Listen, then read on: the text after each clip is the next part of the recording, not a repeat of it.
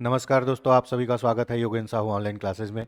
मैं आपका दोस्त, आपका होस्ट, आपका ट्यूटर दीपक इस ऑनलाइन प्लेटफॉर्म में आपका स्वागत करता हूं। ये हमारे जो आपकी आपके अभी एग्ज़ाम होने वाले हैं 1 फरवरी को, सी जी टेट छत्तीसगढ़ शिक्षक पात्रता परीक्षा, उसके संबंध में हम टॉपिक वाइज एमसीक्यू से अपने पूरे चैप्टर को रिवाइज करने की कोशिश करेंगे। पहली जानकारी मैं बता दूं, ये आपका, हाँ, यूट्यूब के लिए है। ये आपका PYQ है, ठीक है, प्रीवियस ईयर क्वेश्चन। एग्जाम का नाम बता देता हूं, प्री डीएलएड एग्जाम लिखा हुआ है। प्री डीएलएड एग्जाम जून 2025 का पेपर है ये, ठीक है, जून 2025 का। अधिकांशतः प्रवेश परीक्षा में और पात्रता परीक्षा में लगभग सेम ही टॉपिक रिपीट होते हैं, सेम ही लेवल के क्वेश्चन रिपीट होते हैं। तो ये प्री डीएलएड का एग्जाम था जून 2025 में, उसके क्वेश्चन है, बहुत प्यारे क्वेश्चन है, जबरदस्त रिवाइज होगा, ठीक है। अभी कल एक न्यूज आई है कि शिक्षा विभाग की बैठक में मुख्यमंत्री जी ने निर्देश दिया है कि फरवरी में ही नोटिस निकालना है 5,000 शिक्षक भर्ती का। तो इसमें सपोर्ट करने वाले भी स्टूडेंट हैं और विरोधी स्टूडेंट भी हैं जो कहते हैं अभी नहीं आएगा। देखो भैया, अभी नहीं आएगा मतलब ऐसा नहीं है कि 4-5 साल नहीं आएगा। अभी नहीं आया ना फरवरी में, तो मार्च अप्रैल में आ ही जाएगा। लोगों का ये तर्क है 1 फरवरी को टेट का एग्जाम हो रहा है, टेट के रिजल्ट के बिना कैसे आएगा। अरे भाई, 1 फरवरी को टेट का एग्जाम हो रहा है, होने दो, 7-8 दिन में मॉडल आंसर आ जाएगा, आने दो, है ना, 20-25 दिन, 1 महीने में रिजल्ट आ जाएगा, आने दो। अगर रिजल्ट के पहले भी शिक्षक भर्ती का आपका नोटिस आता है और उसमें यह कहा जाता है कि वही लोग क्वालिफाई होंगे जो पात्रता परीक्षा पास है, तो भाई आपके शिक्षक का एग्जाम बाद में होगा, उससे पहले तो पात्रता परीक्षा का रिजल्ट आ ही जाएगा ना। तो कोई ऐसा नहीं है कि नोटिस नहीं आ सकता, नोटिस आ भी सकता है, नोटिस नहीं भी आ सकता है। अगर मुझसे पूछोगे तो मैं 60-40 रेशियो लेके चल सकता हूं कि 60% आएगा, 40% नहीं आएगा। लेकिन फरवरी के बाद मार्च अप्रैल में तो अपन 80 से 90% रेशियो लेके चल सकते हैं। 10% क्यों, 10% किस्मत सबकी अपनी अपनी साथ देती है, ठीक है। तो भर्ती होगी ही, ये चीज आप मान लीजिए। और अगर 1% भी चांस लगता है आपको कि मेरी तैयारी है और मैं भर्ती कंप्लीट कर सकता हूं, तो ये मत देखिए कभी का कब नोटिस आएगा, आप ये देखिए कि आपकी तैयारी कितनी है। अभी जो सीडीपी और ये सब का लेवल बढ़ते जा रहा है, हिंदी का लेवल बढ़ते जा रहा है, तो इसमें कंपटीशन बहुत ज्यादा होने वाले हैं। अभी जो नए डेटा में ये कहा गया है कि ये वाली जो पात्रता परीक्षा होनी है 1 तारीख को, उससे पहले ही 40,000 लोग पात्रता परीक्षा क्वालिफाई कर बैठे हैं, ठीक है। तो भैया वो 40,000 तो है ही हैं, अभी और होंगे तो और आ जाएंगे।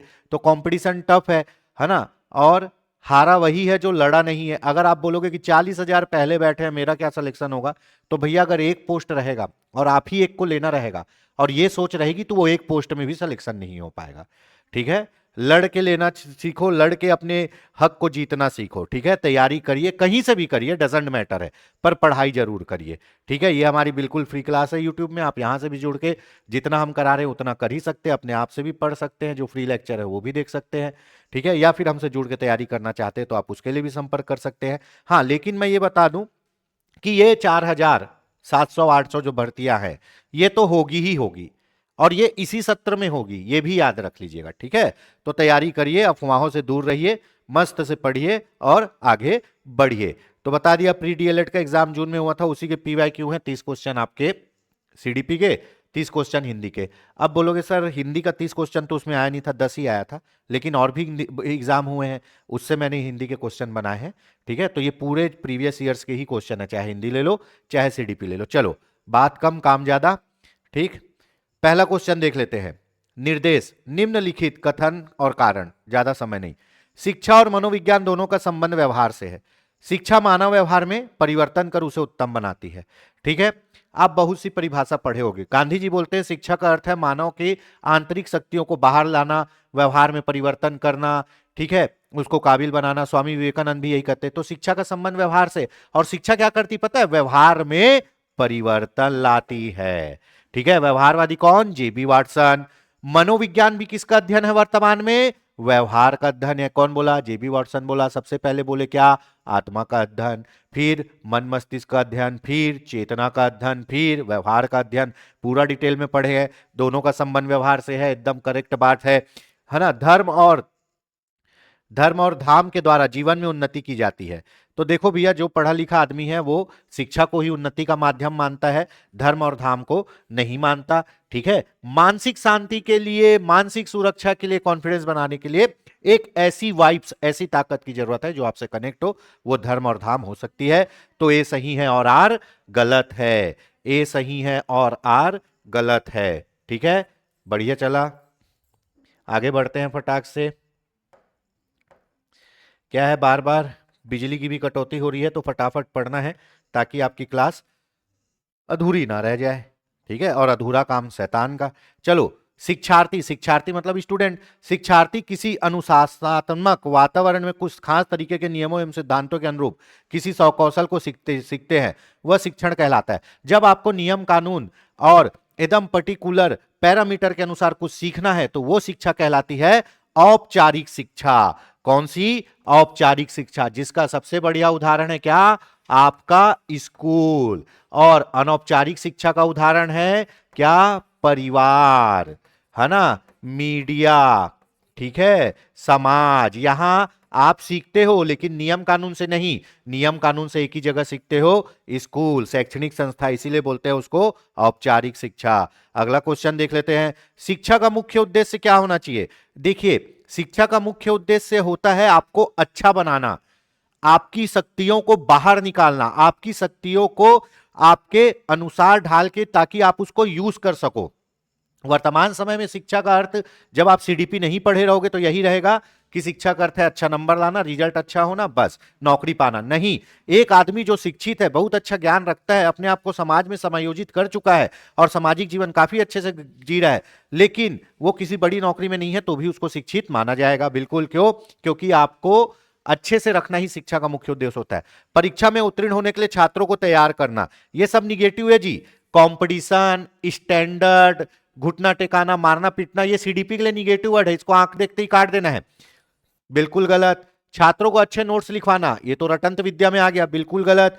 विषय से संबंधित आवश्यक जानकारी प्रदान करना, बिल्कुल गलत। क्या करना? छात्रों में चिंतन, तर्क चिंतन, ताकि उसके दिमाग में क्या हो, उसके दिमाग में अन्वेषण आ सके, खोज आ सके, है ना, वो लर्निंग बाय डूइंग कर सके। छात्रों को तैयार करना शिक्षा का उद्देश्य है, ना कि ज्यादा नंबर देके पास कर देना, रटवा देना। एनईपी 2020 तो सीधा बोल दिया, रटंत विद्या से मुक्ति और बैग में कमी, भार में कमी 2020 बोला है, और शिक्षा का अधिकार अधिनियम बोला है। तो छात्रों में चिंतन विकसित करना। देखो, जब भी आप सीडीपी के थ्रू पढ़ोगे शिक्षा, तो शिक्षा का मतलब यही है, जो आदमी है उसके अंदर जो पावर है उसको बाहर लाना, वो उसके पावर को पहचानना और उसको उस पावर के लायक बनाना, उसको अच्छा आदमी बनाना। Option D. चलो, अगला क्वेश्चन चलते हैं आगे से, फटाक से। 3 हो गया भैया। दोस्तों, हमारी संस्था के द्वारा अभी जो सीजी टेट का एग्जाम होने वाला है 1 तारीख को, उसके लिए आपका टेस्ट सीरीज का भी आयोजन किया गया है। टेस्ट सीरीज का आयोजन है मात्र 149 रुपए में। टोटल 15 टेस्ट है, 10 सब्जेक्ट वाइज, 5 फुल लेंथ। आप ये परचेस करना चाहते, पेपर 1 2 दोनों का टेस्ट है, परचेस करना चाहते हैं तो आप संस्था के दिए गए नंबर, है ना, पे संपर्क कर सकते हैं।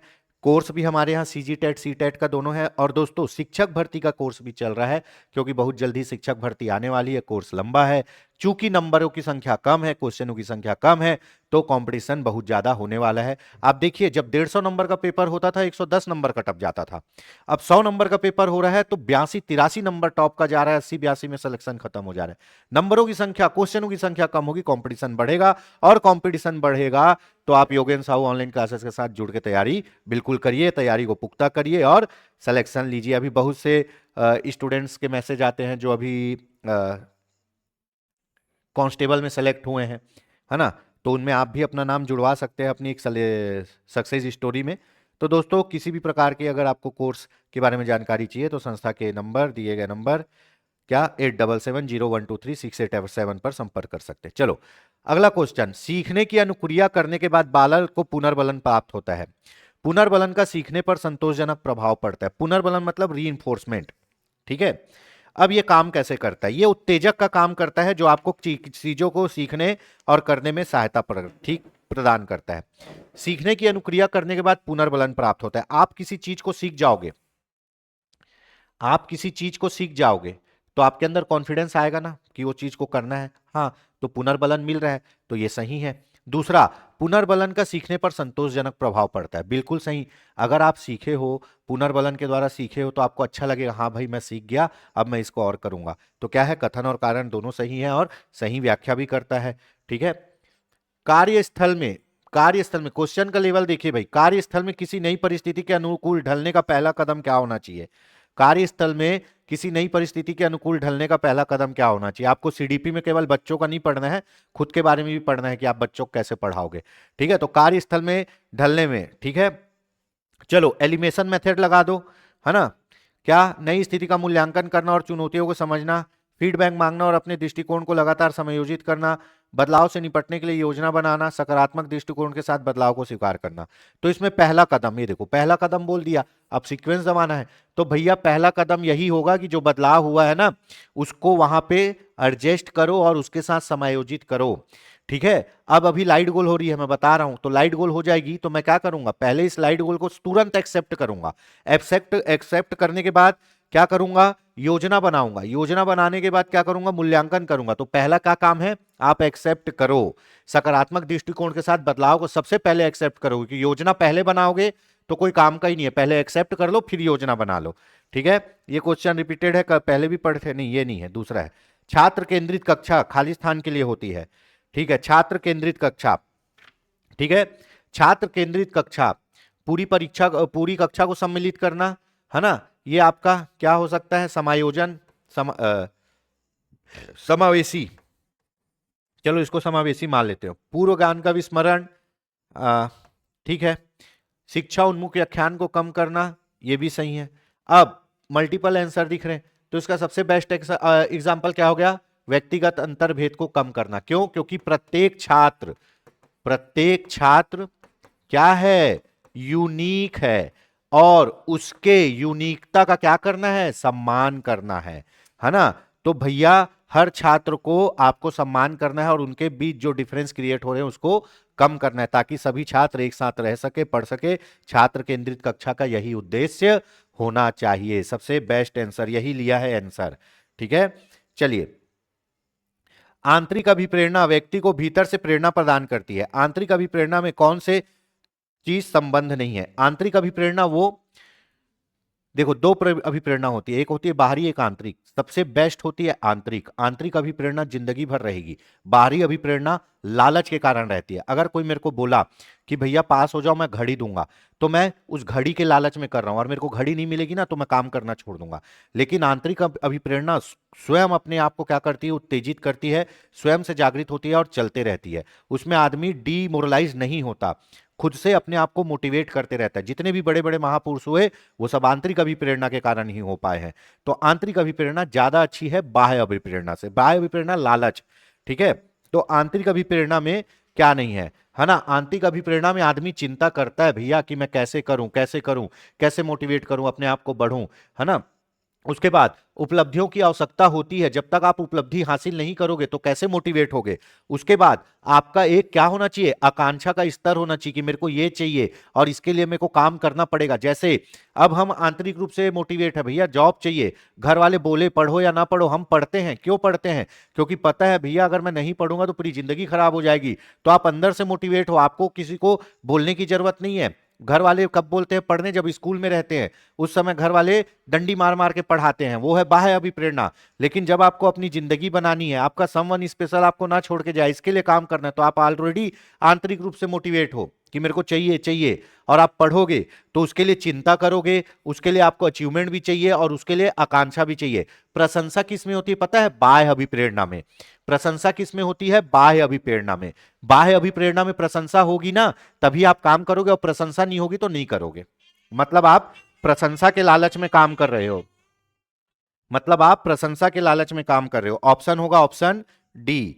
चलो अगला क्वेश्चन देख लेते हैं। निम्नलिखित में से कौन सी विशेषताएं एक शिक्षक की महान शक्तियों को दर्शाती है? शिक्षक की महान शक्तियां, चलो शिक्षक की महान शक्तियां बोल रहे हैं, मतलब इसको कुछ यूनिक काम करना है। ठीक, एलिमिनेशन मेथड हटा निकाल देते तुरंत। गलतियों को स्वीकार करना सबसे पहला काम ये करना चाहिए। कोई शिक्षक हो या ना हो, सबको पहले अपनी गलती स्वीकारनी आनी चाहिए। सब अपना यहाँ पे हिमालय से ऊंचा ईगो लेके चलते, कोई अपनी गलती मानती नहीं है। दूसरा, मान्यताओं को परखने की, जो पुरानी रूढ़िवादी विचारधारा है ना, इन लोगों को परखना है, इन लोग से टकराने का हिम्मत रखना चाहिए। किसको? एक शिक्षक को। आप रिमोट एरिया, ट्राइब एरिया में जाओगे ना, तो वहां लड़की की स्कूल नहीं पढ़ाएंगे बोल देते हैं। क्या करेंगे? पढ़ा के दूसरे घर जाकर चूल्हा चौकी करेंगे। उस मान्यता से टकराना है एक टीचर को कि नहीं भैया, जितना लड़के करते हैं उतना लड़के भी करेंगे, मारी छोरी छोरों से कम है के। उसके बाद उदाहरण स्थापित करना। भैया आप एक आइडल सेट करो कि आप यूनिक काम करके उसको सक्सेस भी कर सकते हो। ये हो गया। इसके बाद ये कट जाएगा। क्यों कटेगा भैया? एक शिक्षक का काम है भैया पढ़ाना, ना कि वहां प्रिंसिपल ऑफिस में बैठ के नेतागिरी करना। ठीक है, तो ये कट जाएगा। तो ऑप्शन क्या होगा? B C D. B C D option B. ठीक है, चलो बढ़िया, चलते हैं, फटाफट बढ़ते हैं आगे, है ना। जब छात्र किसी विषय को बिना निश्चित उद्देश्य या इच्छा के ही अपने आप सीख लेता है, तब उसे क्या कहते हैं? भैया शिक्षा का सबसे पहला कैरेक्टरिस्टिक है उसका एक उद्देश्य होना चाहिए। हर शिक्षा का एक उद्देश्य होता है। ठीक है, और उसको सीखने के लिए क्या होना चाहिए? अभिप्रेरणा और इच्छा होनी चाहिए। पर यहां बोल रहा है बिना उद्देश्य के, बिना अभिप्रेरणा के सीख लेता है। तो भाई आप चलना बिना उद्देश्य के, बिना अभिप्रेरणा के सीख लिए, बोलना बिना उद्देश्य के, बिना अभिप्रेरणा के, ये सब क्या है? प्रासंगिक कार्य है। ये सब क्या है? आपका प्रासंगिक कार्य है। तो इसको बोलते हैं प्रासंगिक सीखना, जो आप नॉर्मल रूटीन को सीखते हो। ठीक है, उसके बाद अगला क्वेश्चन, जब शिक्षार्थी कक्षा में पढ़ाए जाने वाले विषय पर ठीक से ध्यान नहीं देते, यह दोहराना बंद कर देते हैं, तो सीखने की प्रक्रिया मंद हो जाती है और हम उसे भूल जाते हैं। यह नियम कहलाता है। इस पे मैं समय लेके पढ़ा देता हूं, पूरा एक टॉपिक खत्म कर देता हूं। ठीक है, चलो, अधिगम का नियम, इसको बोलते हैं अधिगम का नियम। अधिगम का नियम, अधिगम का नियम किसने प्रतिपादित किया? थार्नडाइक ने। किसने? थार्नडाइक ने। थार्नडाइक ने। यह अधिगम का नियम थार्नडाइक ने। और प्रयास और त्रुटि का सिद्धांत भी किसने बताया? थार्नडाइक ने। थार्नडाइक ने यह नियम बताया 1913 में।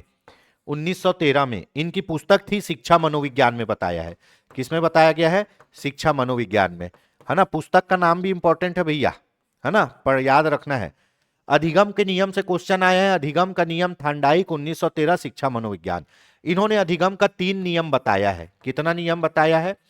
3। ये 3 मुख्य नियम है। ये 3 मुख्य नियम है और 5 गौण नियम है। तो अपने को मुख्य नियम ही पढ़ना है। फिर से, अधिगम का नियम थार्नडाइक 1913 शिक्षा मनोविज्ञान में अधिगम के 3 मुख्य नियम, 5 गौण नियम। 3 मुख्य नियम में पहला है तत्परता का नियम। तत्परता का नियम, इसको मैं शॉर्ट में बता रहा हूं दोस्तों। आप किसी चीज को जितनी तत्परता से सीखोगे वो उतने अच्छे से सीख पाओगे, और सीखोगे तो आपको संतोष मिलेगा। मैं गाड़ी चलाना चाहता हूं, मेरे को गाड़ी चलाने मिल गया, मेरे को संतोष, मैं खुश। ठीक है, उसके बाद यह है संतोष का नियम, तत्परता का नियम। दूसरा नियम, मैं गाड़ी चलाना चाहता हूं, मेरे को गाड़ी चलाने नहीं मिला, मैं चिढ़ूंगा, खीज उत्पन्न होगी। ठीक है, तीसरा कंडीशन, मैं गाड़ी चलाना नहीं चाहता तो भी मेरे से गाड़ी चलवा रहे हो, तो भी खीज उत्पन्न होगी। तो आप जिस काम के लिए तत्पर रहोगे, जिसको करना चाहते हो वो करने मिलेगा तो सीख जाओगे। तत्परता का नियम। दूसरा नियम है आपका, दूसरा नियम है अभ्यास का नियम। क्या? अभ्यास का नियम। ठीक है, करत करत अभ्यास में जड़मती हो सुजान, रसरी आवत जाती सिल पर पड़त निशान। जितना अभ्यास करोगे उतना सीखोगे। इसके 2 पार्ट है। पहला पार्ट क्या है पता है? पहला पार्ट है आपका संतोषजनक प्रभाव, नहीं, पहला पार्ट है उपयोगिता। उपयोगिता का नियम। उपयोगिता का नियम। उपयोगिता का नियम, अगर आप किसी चीज को बार बार करोगे तो उसको सीख जाओगे। उपयोगिता का नियम।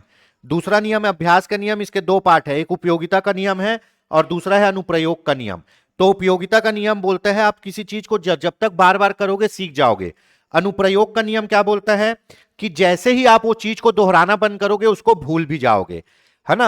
अनुप्रयोग, अनुप्रयोग मतलब आप उसको प्रयोग नहीं करोगे, है ना, उसको प्रयोग नहीं करोगे तो उसको भूल जाओगे। उपयोगिता का नियम रोज कर रहे हो, याद रहेगा। अनुप्रयोग का नियम प्रयोग नहीं करोगे, भूल जाओगे। तीसरा नियम है प्रभाव का नियम। प्रभाव का नियम, अगर आप कोई चीज सीखे हो और उससे आपको अच्छा लग रहा है, संतोषजनक प्रभाव है, तो आप उस चीज को करोगे। ठीक है, आप पढ़ रहे हो, आपको पढ़ना अच्छा लग रहा है, आपको याद हो रहा है, आप उस चीज को रोज करोगे। आपको पढ़ना अच्छा नहीं लग रहा है, आपको संतोष नहीं मिल रहा, आप पढ़ना छोड़ दोगे। तीसरा नियम है प्रभाव का नियम। और यहां क्या बोल रहा है, ठीक से ध्यान नहीं देते, दोहराना बंद कर देते हैं। आपको पता है जो नियम आप पढ़े हो, अभ्यास का नियम, बार बार दोहराओगे तो उसको उपयोगिता का नियम, दोहराना बंद कर दोगे, भूल जाओगे तो अनुप्रयोग का नियम। तो क्या होगा, ये अनुप्रयोग का नियम। क्या बोल रहा है, बार बार दोहराना बंद कर देता है जिससे वो भूलने लगता है। ठीक है, चलिए थार्नडाइक का अधिगम का नियम पढ़ लिए। अगला, व्यावसायिक रुचियों का निर्धारण करते समय पिछले अनुभवों पर विचार करना क्यों महत्वपूर्ण है। भैया कोई बच्चा क्या बनना चाहता है और क्या कैरियर चूज करना चाहता है, इसका निर्धारण करते समय पिछली कुछ बातों पर ध्यान देना बहुत जरूरी है। ठीक है, चलिए क्यों जरूरी है। यह उन शौकों की पहचान करने में मदद करता है जो कैरियर उन्मुख नहीं हो सकते। यह व्यक्तिगत मूल्यों, कौशल और वरीयताओं पर स्पष्ट संकेत प्रदान करता है। यह कैरियर विकल्पों को एक विशिष्ट क्षेत्र तक सीमित करता है। यह केवल उच्च भुगतान वाली नौकरियों पर ध्यान केंद्रित करने को प्रोत्साहित करता है। तो चलो एलिमेशन में दो तो कट जा रहा है, सीमित करेगा नहीं, ये कट जाएगा। उच्च नौकरी वाली बात करनी नहीं है, ये भी कट जाएगा। ठीक है, यह उन शौकों की पहचान करने में मदद करता है जो कैरियर उन्मुख नहीं हो सकते, यह सही है। यह व्यक्तिगत मूल्यों, कौशल और वरीयताओं का स्पष्ट संकेत प्रदान करता है। क्वेश्चन में वापस आते हैं, व्यवसायिक रुचियों का निर्धारण करते समय पिछले विचार करना क्यों जरूरी है। ठीक, तो भैया ये तो हमको पता है कि हमको क्या नहीं करना है। हम विचार इसलिए कर रहे हैं ताकि हमको क्या मिले, अपने व्यक्तिगत मूल्यों, मूल्यों मतलब वो चीज जो समाज तुमसे चाहती है। नैतिकता और मूल्य दोनों अलग होते हैं, मोरालिटी और वैल्यूज। मोरालिटी वो चीजें हैं जो आपको अच्छे काम करने के लिए बोलती है, और मूल्य वो है जो समाज आपसे अच्छा काम करवाना चाहती है। ठीक है, कौशल, जाहिर सी बात है, आप वो चीज करोगे ना जी जो आपको आता है, उसी कैरियर बनाओगे ना। सचिन तेंदुलकर को गाना गवाओगे तो नहीं चल पाएगा भैया, है ना। और विराट कोहली से खाना बनवाओगे तो भी नहीं चल पाएगा। क्यों, क्योंकि उनका कौशल क्या है, क्रिकेट खेलना, वरीयताओं, और यही उनकी वरीयता भी है, प्रियोरिटी भी है। तो ये चीज सबसे सुटेबल बैठेगी। तो ऑप्शन होगा ऑप्शन आपका बी। ठीक है, अगला क्वेश्चन देख लेते हैं, बहुत बढ़िया क्वेश्चन आया है। ठीक है, ये सब PYQ है। इस टाइप के जोड़ी बनाओ क्वेश्चन, जोड़ी बनाओ वाले क्वेश्चन में वहां से पकड़ना है जहां से आपको लगता है कि मैं बना लूंगा। मैं बहुत लोकतंत्र पढ़ता हूं, पढ़ाता हूं, पॉलिटी मेरा फेवरेट सब्जेक्ट है ना। तो लोकतंत्र में हर आदमी की भागीदारी होती है, तो लोकतंत्र को यहां सीधा ले आओ। छात्रों की भागीदारी और सहयोग को प्रोत्साहित करना। उदासीन, उदासीन मतलब कोई मतलब नहीं है, तुम लोग पढ़ो या ना पढ़ो मेरे को कोई मतलब नहीं है भैया, है ना। तो भैया उदासीन में क्या चले जाएगा, छात्रों की प्रगति के प्रति चिंता की कमी दिखाना। ठीक है, उसके बाद पोषण करने वाला मतलब छात्रों को अच्छे से रखने वाला। ठीक है, तो पोषण करने वाला क्या करेगा, शिक्षार्थियों को भावनात्मक रूप से समर्थन और देखभाल देगा। अधिनायकवाद मतलब मैं हूं, तुम कुछ नहीं हो। अधिनायकवाद में मैं ही राजा हूं, ऐसा बोलेगा। तो अधिनायकवाद में आ जाएगा आज्ञाकारिता की मांग करता है, मतलब मैं जो बोल दिया वो तुमको करना पड़ेगा, बच्चे को सीधा ऐसे ही बोलेगा, जबकि ये सही नहीं है। शिक्षार्थियों के इनपुट को हतोत्साहित करता है। अगर शिक्षार्थी खुद से कुछ बोल रहे, सर सुनो ना, नहीं नहीं मैं बोल दिया ना, बात खत्म। ये वाले टीचर जो हमारे जमाने में होते थे। ठीक है, और जो लोकतांत्रिक टीचर होता है ना, बच्चा कुछ बोलना चाहता है, हाँ बेटा बोलो बेटा बोलो बोलो, अरे बोलो सब बोलो, ऐसा बोलता है। तो अधिनायक मतलब मैं ही राजा हूं, मैं जो बोल दिया वो होगा। उसके बाद निर्णयात्मक, है ना। निर्णयात्मक क्या करता है, छात्रों का वो कैटेगरी बनाते चलता है। ठीक है, तो इस हिसाब से ऑप्शन क्या होगा, पहले का तीसरा, दूसरे का चौथा। पहले का तीसरा, दूसरे का चौथा देखिए भैया कहां पे दिया है, पहले का तीसरा, दूसरे का चौथा, 3 ऑप्शन में दे दिया। ले अब क्या करे, तीसरा है उदासीन, उदासीन पांचवा, सी का पांचवा भी 2 ऑप्शन में, ले कठिन कर दिया। पोषण करने वाला, पोषण करने वाला ए, ये भी कठिन कर दिया। 1 नंबर डिसाइड हुआ क्वेश्चन। निर्णयात्मक 3, निर्णयात्मक 2, option A. देखो कितना क्लोज लेके गया है, कितना क्लोज लेके गया है, और ये प्री बीएड का एग्जाम है, तो सोचो आपका शिक्षक भर्ती क्या आएगा रे भैया। चलो अगला क्वेश्चन देख लेते हैं, आगे बढ़ते हैं। यदि छात्र के प्रारंभ के प्रयासों में सीखने की गति धीमी और बाद के प्रयासों में उसकी गति तीव्र हो जाती है, जिसके परिणाम स्वरूप शिक्षण वक्र तेजी से ऊपर उठता है। शिक्षण वक्र क्या कहलाता है, देखो एक पढ़ोगे अधिगम स्थानांतरण, एक सीखी हुई चीज दूसरे जगह काम आती है तो उसको अधिगम स्थानांतरण कहते हैं। अपने पुराने क्वेश्चन में मैं कराया हूं। तो उसको जब ग्राफ बनाओगे, ग्राफ बनाओगे तो ग्राफ कैसे बनेगा? ठीक है, आप कोई चीज सीख रहे हो, आप कोई चीज सीख रहे हो, ये 1 दिन 2 दिन 3 दिन 4 दिन, 1 2 3 4 दिन आप कोई चीज सीखे। ठीक है, पहले दिन कितना सीखे? 10%, दूसरे दिन 20%, तीसरे दिन 30%। तो आप कोई चीज सीख रहे हो, पहले दिन सीखे आप, मान लो यहां से चालू करते, पहले दिन सीखे आप 10%, दूसरे दिन 20%, तीसरे दिन 30%, चौथे दिन 40%। तो ये क्या हो रहा है? ग्राफ ऊपर उठ रहा है। दूसरे ग्राफ में आओगे, 1 दिन 2 दिन 3 दिन, 1%, 2%, 3% ऊपर नीचे हो सकता है। आप पहले दिन सीखे कितना? 10%, दूसरे दिन सीखे 5%, फिर 2%, और ये नीचे गिरते जाएगा, मतलब आपका सीखना कम हो रहा है। ठीक है, ग्राफ ऊपर नीचे हो सकता है, समझाने के लिए बता रहा हूं। तो तेजी से ऊपर उठता है, उसकी गति तीव्र हो जाती है और तेजी से ऊपर उठ रहा है, तेजी से ऊपर उठ रहा है, तो उसको बोलेंगे वर्धमान वक्र, इंक्रीजिंग ऑर्डर में जा रहा है। क्या बोलेंगे? वर्धमान वक्र। अगला क्वेश्चन, निम्नलिखित में से कौन सा कथन शिक्षण अधिगम अधिगम संबंधों के संबंध में स्वीकार्य प्रस्तावों का प्रतिनिधित्व करता है? अपना उत्तर इंगित करे। ठीक है, शिक्षण अधिगम संबंध मतलब सीखने में शिक्षार्थी और शिक्षक का संबंध या सीखने से शिक्षार्थी का संबंध।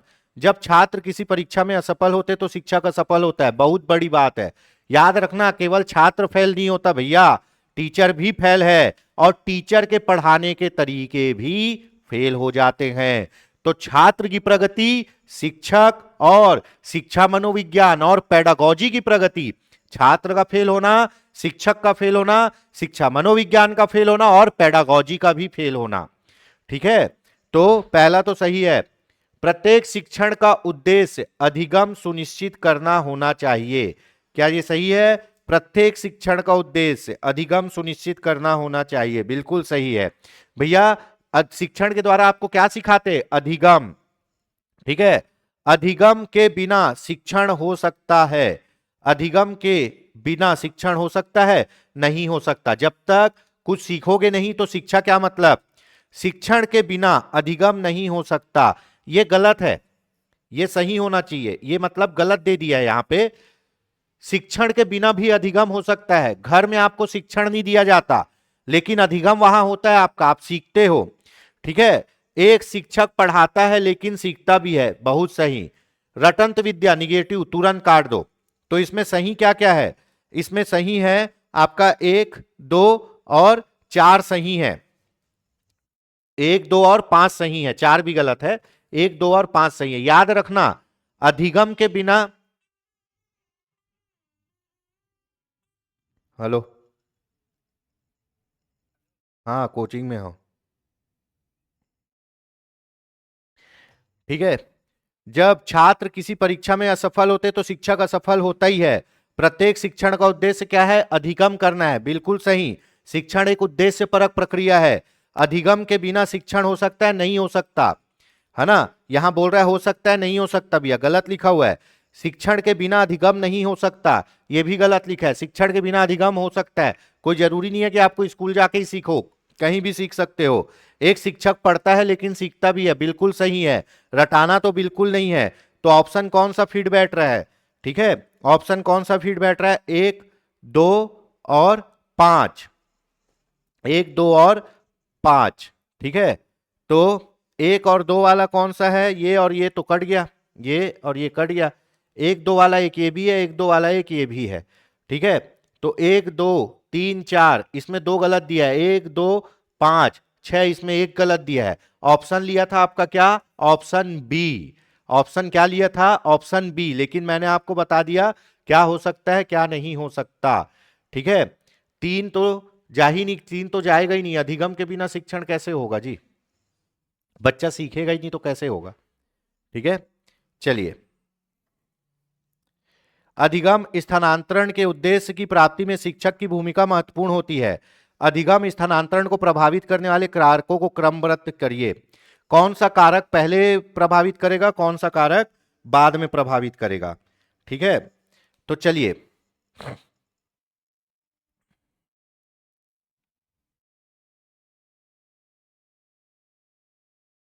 हम्म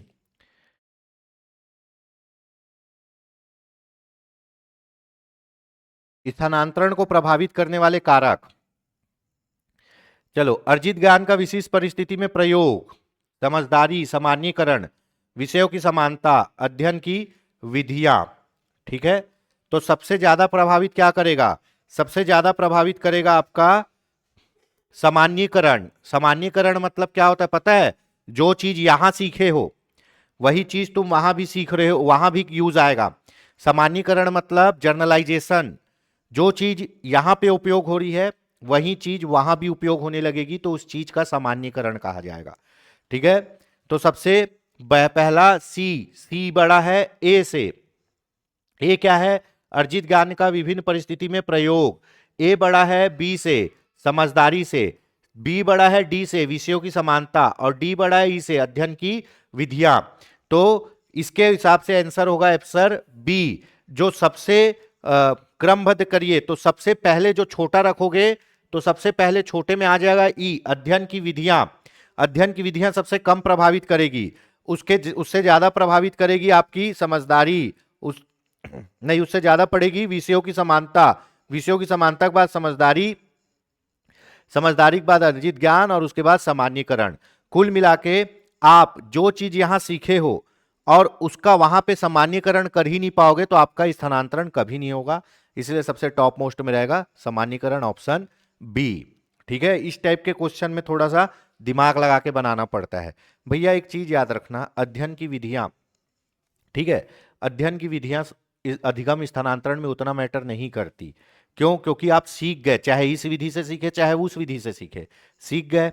सीखने के बाद आपको क्या करना है? सीखने के बाद आपको करना है विषयों की समानता। भैया जो चीज यहां अगर मेरे को 5 लिखना है वहां भी 5 लिखना है, तब मैं सामान्यीकरण कर पाऊंगा। उसके बाद क्या आएगा? समझदारी। मेरी समझदारी कितने काम की है कि मैं इस चीज को वहां पे दूसरे जगह यूज कर पाऊं।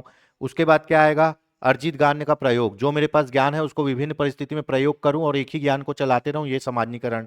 और उसके बाद सबसे बड़े क्या आएगा? उसके बाद आएगा सामान्यीकरण। ठीक है, अगला क्वेश्चन, पियाजे के अनुसार बच्चों का ज्ञान खालिस्तान और खालिस्तान प्रक्रिया को बढ़ाता है। ये रिपीट है ना? मचान मतलब होता है स्कैफ होल्डिंग, स्कैफ होल्डिंग। अनुप्रयोग मतलब होता है प्रयोग करना ज्ञान का। ठीक है, आत्मसात मतलब होता है, आत्मसात मतलब होता है नए ज्ञान से पुराने ज्ञान को जोड़ना। और समायोजन मतलब होता है कि ज्ञान में परिवर्तन करना। इक्विलिब्रेशन मतलब होता है आत्मसात और समायोजन में बैलेंस बनाना। स्कीमा मतलब होता है धारणाओं में परिवर्तन करना। और इन सबको मिला के बोल दिया जाता है अनुकूलन। तो क्या होगा? ए और डी, ए और डी।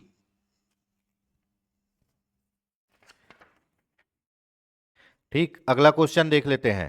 सामाजिक व्यावसायिक रुचि वाले लोग सीखने या बढ़ने में मदद के लिए दूसरों के साथ काम करना पसंद करते हैं। वे अक्सर एकांत कार्य वातावरण की ओर आकर्षित होते हैं। क्या होगा भैया? अब क्वेश्चन को समझो, यहां डायरेक्ट बोल दिया सामाजिक व्यावसायिक। सामाजिक व्यावसायिक मतलब वो आदमी जो भीड़ में समाज के साथ काम करना चाहता है, अकेला नहीं बोल रहा है। व्यावसायिक रुचि वाले लोग सीखने या बढ़ने में मदद के लिए दूसरों के साथ काम करना पसंद करते। क्यों? क्योंकि वो सामाजिक आदमी है, दूसरों के साथ रहना उनको अच्छा लगता है। तो वो एकांत में क्यों जाएंगे? एकांत में जाएंगे ही नहीं। ऑप्शन सी ये है ना? इस टाइप के क्वेश्चन में एक एक वर्ड को ध्यान से पढ़िए। ए सही है, आर गलत है, सामाजिक बोल दिया है भैया। अगला क्वेश्चन, छात्र स्कूल अवस्था में व्यावसायिक लक्ष्य से अनभिज्ञ होते हैं, लेकिन शिक्षक छात्रों की योग्यता एवं क्षमता को ध्यान में रखकर एक निश्चित व्यावसायिक लक्ष्य की ओर प्रेरित करते हैं। तो इससे छात्रों की शैक्षिक उपलब्धि पर प्रभाव पड़ता है। अब इसका आंसर ले लिया था प्रतिकूल प्रभाव, जो मुझे लगा गलत। अब हम इस पे डिस्कशन कर लेते हैं। ठीक है, अब एक चीज बताओ भाई, एक एक शिक्षक देखा कि तुम गणित में, है ना, एक शिक्षक देखा कि तुम पेंटिंग में बहुत अच्छे हो, पेंटिंग वेंटिंग बहुत अच्छी बनाते हो, तो तुमको वो मार पीट के गणित विषय दिला के इंजीनियर बनाएगा। तो क्या काम आएगा? क्या नहीं। तुम तो कलाकार बनना चाहते थे ना, पेंटर बनना चाहते थे, और तुम्हारे में लक्षण भी वही दिख रहा था। तो तुमको अगर पहचान के जो तुम करना चाहते हो, जिसमें तुम बेस्ट हो, वहां भेज दे तो वो अच्छा होगा कि बुरा? अच्छा होगा ना भैया। आप जो चीज अच्छे से जानते हो उसी को अपना व्यवसाय बनाओगे तो ज्यादा तरक्की करोगे, है ना। तो यहां प्रतिकूल लिया था, पर मेरे अकॉर्डिंग, ये मेरा नॉलेज है, मेरे अकॉर्डिंग होना चाहिए सकारात्मक। क्या? सकारात्मक प्रभाव जो आपके लिए सही हो। एक बच्चा जो शरीर के बारे में बहुत जानता है, लीवर, किडनी, गुर्दा, फेफड़ा के बारे में, उसको तुम गायक बना दोगे तो क्या उसका कैरियर अच्छा चलेगा? नहीं, उसको डॉक्टर बनाओ। एक बच्चा जो शरीर से बहुत ज्यादा बलिष्ठ और बहुत ज्यादा एक्टिव है, उसको तुम साइंटिस्ट बनाओगे तो चलेगा? नहीं, उसको तुम खिलाड़ी बनाओ। तो अगर प्रेरित करता है व्यवसायिक लक्ष्य की ओर तो क्या पढ़ना चाहिए? सकारात्मक प्रभाव। लेकिन मॉडल आंसर में लिया था प्रतिकूल प्रभाव। मैं मेरे हिसाब से होना चाहिए सकारात्मक। आप कमेंट करके बताइएगा आपके अनुसार आंसर क्या होना चाहिए। नीचे दिए गए कार्यों को उस उपयुक्त क्रम में व्यवस्थित कीजिए जो व्यावसायिक रुचियों की पहचान और विकास के लिए उपयुक्त है। अब आपको इसको अरेंज करना है। कैसे आपके व्यावसायिक रुचियों को अपन अरेंज करते हैं? ठीक है।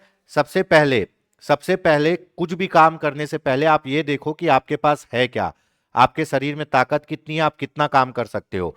तो पहला होगा व्यक्तिगत ताकत, मूल्य और रुचियों की पहचान। आपका इंटरेस्ट, आपका शरीर कितना है, आपका इंटरेस्ट कितना है, आप उस इंटरेस्ट को कितना फॉलो कर सकते हो, है ना। दूसरा क्या करेंगे? दूसरा करेंगे, हम्म,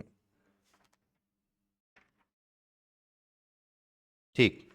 दूसरा अपन क्या करेंगे? दूसरा अपन करेंगे कि अपन जब पहले कभी कोशिश किए थे बिजनेस करने की तो अपने को कितना लॉस हुआ, क्या हुआ, अपन किस हद तक सक्सेस रहे या फेल रहे, ये हो गया दूसरा।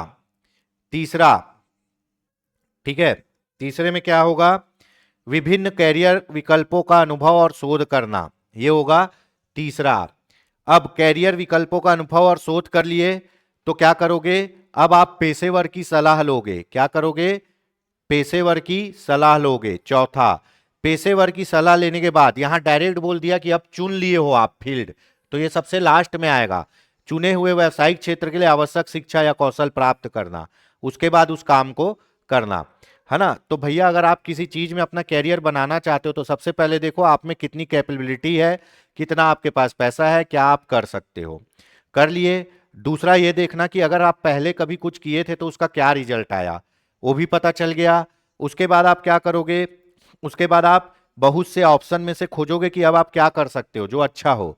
उसके बाद ऑप्शन खोजने के बाद उससे संबंधित पेशेवर आदमी से सलाह लोगे मैं करूं या नहीं, और उसके बाद वो बोलेगा आप ये करो, तो विषय चुनने के बाद उसके लिए क्या करोगे? प्रशिक्षण प्राप्त करोगे। तो ऑप्शन क्या होगा? ऑप्शन होगा ऑप्शन ए। ऑप्शन होगा ऑप्शन ए। कक्षा में समूह संबंध को सुधारने के प्रविधियों में कौन सा अलग है? कक्षा में स, समूह संबंध को सुधारने की प्रविधियों में कौन सा अलग है? बताइए भाई। तो भैया कक्षा में आपको सब स्टूडेंट का संबंध अच्छा रखना है, सबको अच्छा रखना है, और कक्षा से आपका भी संबंध अच्छा रहे, बच्चों से शिक्षक का संबंध अच्छा रहे। तो कब होगा? वो होगा जब शिक्षक प्रभावशाली योग्य हो, शिक्षक अच्छे से बात करे जो बच्चों को समझ आए, शिक्षक बच्चों को परामर्श दे। अगर शिक्षक तानाशाही हो गया, हिटलर बन गया, तो बच्चों पे अत्याचार करेगा, उनको पढ़ाएगा नहीं। तो ये ऑप्शन सी गलत होगा। ठीक। चलिए, मनोवैज्ञानिक व उनके द्वारा प्रतिपादित सिद्धांत, ये तो रट लेना, इससे तो क्वेश्चन भर भर के आने वाले हैं, मैं अभी बोल दे रहा हूं। ठीक है। आपको अब मैं फिर बोल रहा हूं, जिसको जो आता है वहां से पकड़ लो। थांडाइक बोला है कि भैया सीखते समय गलती होना प्रासंगिक है, प्रयास और त्रुटि का सिद्धांत। थांडाइक। पावलाव का कुत्ता था, पावलाव का कुत्ता था, और कुत्ते से वो क्या कर लिया था? क्लासिकल संबंध बना लिया था। तो क्लासिकल अनुबंध का सिद्धांत पावलाव। कोल्हर का बंदर बहुत समझदार था, तो कोल्हर का, कोपका और वर्दीमर का बंदर सीखने के सूझ या अंतर्दृष्टि का सिद्धांत। बीएफ स्किनर ऑपरेटिव रिस्पॉन्स का सिद्धांत। ठीक है। तो इस हिसाब से क्या हो गया? पहले का तीसरा, दूसरे का चौथा, पहले का तीसरा, दूसरे का चौथा, तीसरे का दूसरा, ऑप्शन ए। Option A. इससे क्वेश्चन आएंगे ही आएंगे। ये पूरे जो है सिद्धांत हमने बहुत जबरदस्त तरीके से पढ़े और पढ़ाए हैं भैया, समय ले लेके। प्रभावी शिक्षण अधिगम प्रणाली को डिजाइन करने में शिक्षार्थी विशेषताओं के किस समूह को सहायक माना जा सकता है? नीचे दिए गए कोड में सही उत्तर चुनें। अब आपको एक ऐसा प्रणाली बनाना है जिसमें क्या हो, अधिगम अच्छे से हो, पढ़ाया अच्छे से जाए, और उसमें आपको जो स्टूडेंट है उनकी विशेषताओं को ध्यान रखना है और उसके अनुसार काम करना है। ठीक है, तो चलिए कौन से सही है, कौन से सही है? सबसे पहले अगर आप किसी भी स्टूडेंट को कुछ भी पढ़ा रहे हो तो आप ये पता करोगे किससे? प्रस्तावना प्रश्न से। माइक्रो टीचिंग में पढ़े हो ना प्रस्तावना प्रश्न, टीचिंग एप्टीट्यूड में। इससे क्या होता है? छात्रों के पूर्व अनुभव का ज्ञान होता है। ये सही है। शिक्षार्थी के प्रावारिक मित्रों से पारस्परिक संबंध, क्यों भैया, क्यों शिक्षार्थी के चाचा मामा से संबंध बनाना? हमको शिक्षार्थी को पढ़ाना है ना। विषय के संबंध में शिक्षार्थियों की योग्यता, यह भी जरूरी है। 2 साल के बच्चे को पैथागोरस प्रमेय नहीं पढ़ा सकते। मोस्ट इंपॉर्टेंट, छात्रों की भाषाई पृष्ठभूमि, छात्र किस भाषा से आता है, क्या वो आपकी भाषा को समझ सकता है? छात्रों को प्राथमिक शिक्षा मातृभाषा में देनी है। ये आ गया, देखो ड्रेस कोड पालन करना, ये गलत है, कोई भी स्टैंडर्ड पालन नहीं करवाना है। ठीक है, छात्रों का प्रेरक उन्मुखीकरण, छात्र को कैसे अपन मोटिवेट कर सकते हैं, तो इसमें से क्या होगा? पहला होगा, तीसरा होगा, चौथा होगा और छठवा होगा। पहला, तीसरा, चौथा, छठवा, ऑप्शन बी। अब आप खुद ही देखो, किसी बच्चे को पढ़ाना है तो आप ये देखोगे ना उस बच्चे को पहले से कितना आता है। आप ये देखोगे ना वो बच्चा आपकी भाषा समझ पाता है नहीं, या आप ये देखोगे ना कि उसकी योग्यता क्या है, आप ये देखोगे ना कि भैया वो कैसे मोटिवेट होता है, कैसे आपसे सीख रहा है। अगला क्वेश्चन, व्यावसायिक रुचियों को विकसित करते समय निम्नलिखित में से कौन सी रणनीति प्रभावी नहीं है? व्यावसायिक रुचियों को विकसित करते समय, ठीक है, इंटर्नशिप और स्वयंसेवी कार्य का साथ प्रयोग करना जरूरी है। विभिन्न व्यवसायों की प्रकृति पर शोध करना, यह भी क्या होना चाहिए? जरूरी होना चाहिए। ठीक है, सलाहकारों या करियर मार्गदर्शकों से परामर्श करना, यह भी जरूरी होना चाहिए। अभी कहां नौकरी में चले गए भैया? नौकरी बाजार की मांग पर विचार किए बिना केवल व्यक्तिगत शौक पर ध्यान देना, ये भी भैया ये गलत है ना। अब देखो आप, मैं एक व्यवसाय करना चाहता हूं, मैं मान लो चलो एक व्यवसाय करना चाहता हूं, और वो व्यवसाय है किसका व्यवसाय लीजिए उदाहरण, आते तक देखते हैं। चलो आप कोई भी काम चुनते हो तो सबसे पहले ये देखते हो कि वो काम का मार्केट कितना है, मार्केट में वो काम कितना चलेगा, लोगों की उसके बारे में प्रतिक्रिया क्या है, तो ये तो देखते ही हो। आपको अच्छा लगता है इसीलिए आप कोई काम नहीं करते, आप काम करते हो पैसा कमाने के लिए। तो इसके लिए मार्केट को देखना जरूरी है कि भैया वो मार्केट में वो चीज चलेगी नहीं। ब्राह्मणों के मोहल्ले में आप अंडे की दुकान खोलोगे तो नहीं बिकेगा, क्यों? क्योंकि मार्केट है ही नहीं वहां पे। ब्राह्मणों के मोहल्ले में आप चंदन और फूल की दुकान खोलिए, बहुत चलेगा, क्यों? क्योंकि वो शाकाहारी है ना। मांसाहारी चीजें आप वहां बेचो जहां मांसाहार चलता है और बिकता है। ठीक है, तो ये तो गलत हो गया ना सीधा सा। नौकरी की बाजार की मांग पर विचार किए बिना केवल व्यक्तिगत आधार पर, भैया आप बाजार में क्या चीज चल रहा है।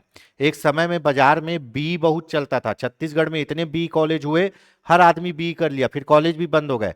अब इंजीनियरों की संख्या इतनी अधिक हो गई है कि लोग इंजीनियरिंग कर नहीं रहे हैं। सेम यही हमारा कंपटीशन फील्ड का हो गया, अब हर कोई तैयारी कर रहा है, वैकेंसी आ नहीं रही है, तो धीरे धीरे ये मार्केट भी क्या होगा? धीरे धीरे खत्म ही होगा। हर मार्केट का यही रहता है। एक समय में एमबीए बहुत चला, एक समय में सीए बहुत चला।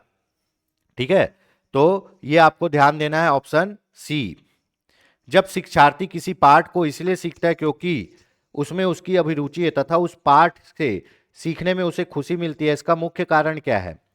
बताइए, खुशी मिलती है, इसका मुख्य कारण क्या है?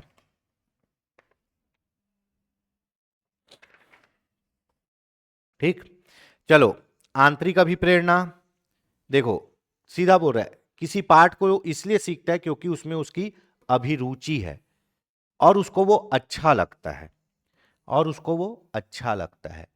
तो इसमें अभिप्रेरणा की बात अभी आएगी नहीं, बाह्य अभिप्रेरणा की भी बात नहीं आएगी, आत्मनिर्धारी की भी बात नहीं आएगी, क्या आएगी? उपयोगिता। उपयोगिता में थांडाइक के नियम में आपको पढ़ाया, अभ्यास का नियम, उसके दो उपनियम होते हैं। उपयोगिता का नियम, किसी काम को हम बार बार करते हैं, बार बार करते हैं तो उसको करते जाते हैं, भूलते नहीं है। उसके बाद आता है अनुप्रयोग का नियम, किसी काम को अगर हम नहीं करेंगे तो उसको भूल जाएंगे। अब भाई ये काम उसको अच्छा लगता है, इसीलिए वो क्या कर रहा है, सीख रहा है, तो इसी को बोलते हैं उपयोगिता का नियम। ठीक, निम्नलिखित में से कौन अधिगम के सबसे प्रभावी कारक है? अधिगम को अधिगम के सबसे प्रभावी कारक है, बताइए भाई क्या है प्रभावी कारक? ठीक है, अधिगम, सबसे पहले अभिप्रेरणा। आपको अगर कोई चीज सीखने के लिए मोटिवेट हो तभी सीखोगे। उसके बाद आपकी कैपेबिलिटी, आप उस चीज को सीखने के लिए कैपेबल हो या नहीं। उसके बाद आपकी अभिरुचि, आप उसको सीखने में कितना इंटरेस्ट दिखाते हो, तभी आप सीख पाओगे, है ना। अब भैया भौतिक सुविधाएं बोलोगे ना, तो एपीजे अब्दुल कलाम जी के पास कुछ भौतिक सुविधाएं नहीं थी तो भी वो मिसाइल मैन बन गए। और एपीजे अब्दुल कलाम ये नहीं देखे कि सरकार क्या नीति बनाई मेरे को पढ़ाने के लिए, वो अपने ये 3 इंटरनल फैक्ट के द्वारा आज एक बहुत बड़े महामानव बन चुके। तो क्या होगा, बी सी डी।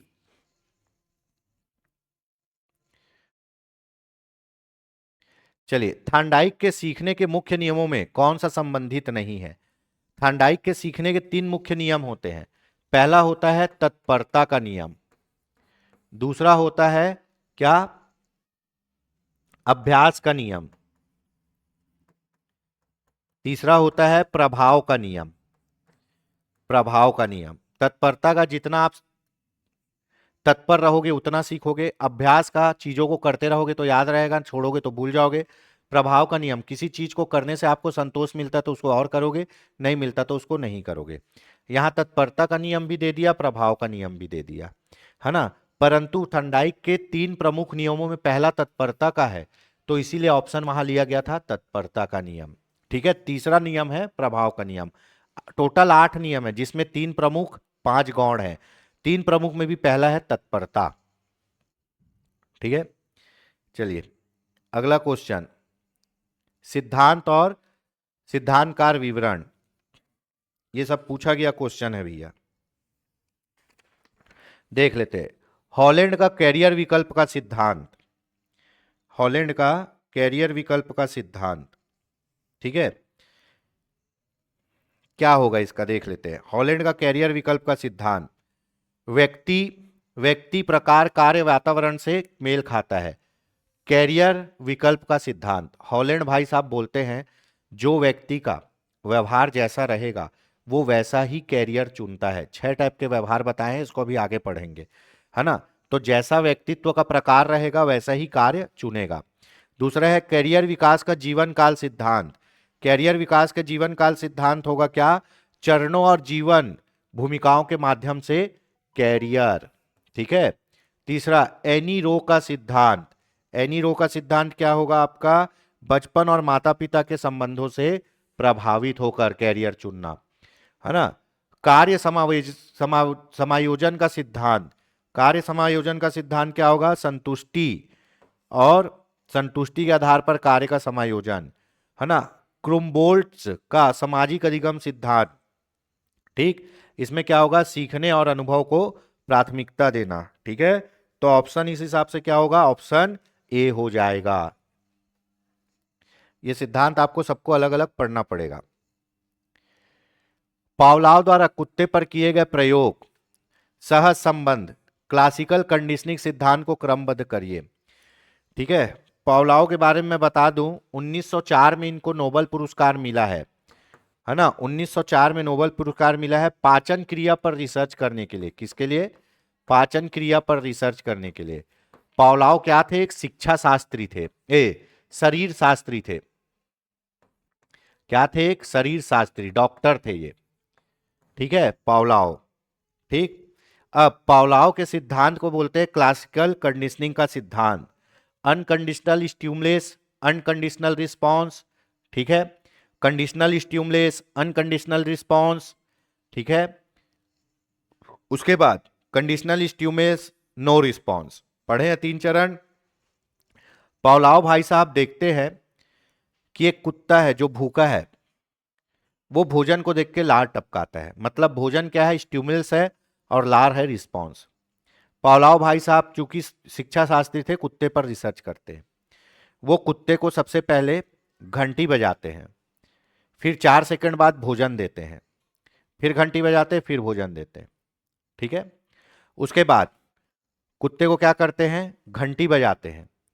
कुत्ता घंटी की आवाज से ही लार टपकाना चालू कर देता है। ठीक है। फिर भोजन नहीं देते। उसके बाद फिर घंटी बजाते। कुत्ते को समझ में आ गया कि ये मेरे को बेवकूफ बना रहा है, घंटी बजाने के बाद भोजन नहीं देता, तो लार टपकाना बंद कर देता है। तो पहला क्या होगा? पहला होगा घंटी बजाना, फिर भोजन प्रदान करना। ठीक है।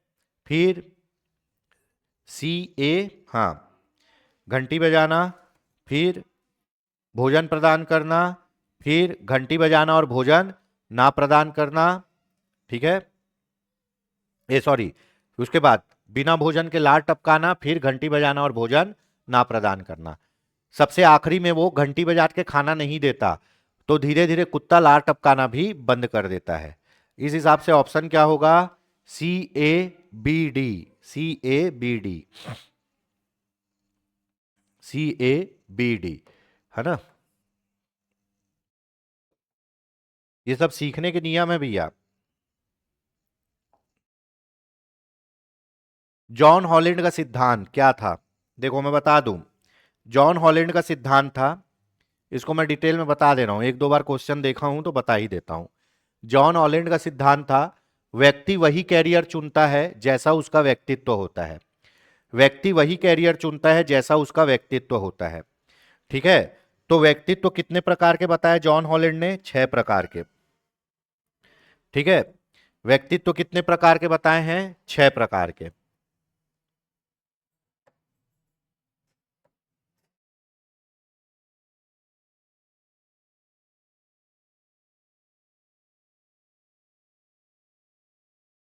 6 प्रकार के व्यक्तित्व